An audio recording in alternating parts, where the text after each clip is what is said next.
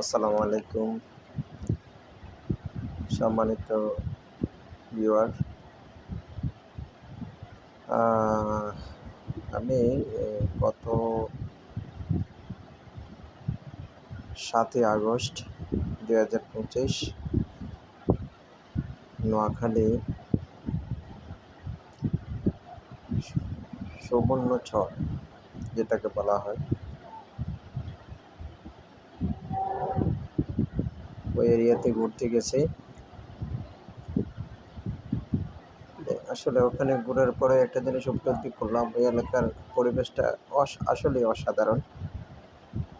আপনারা দেখেন, ছবিতে অনেক সুন্দর দৃশ্যটা ফুটে উঠছে। সাগরের বড় বড় ঢেউ, একটু পরেই এই দ্বীপটা অবাক করলেই একটু পরে আমরা হাতিয়া দ্বীপ দেখতে পাই।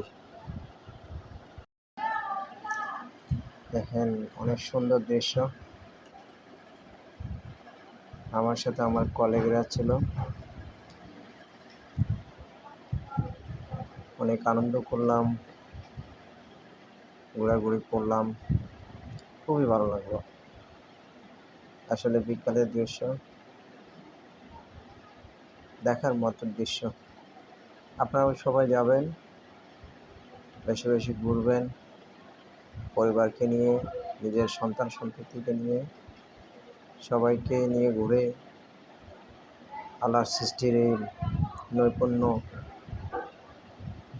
দৃশ্যগুলো অনুধাবন করবেন।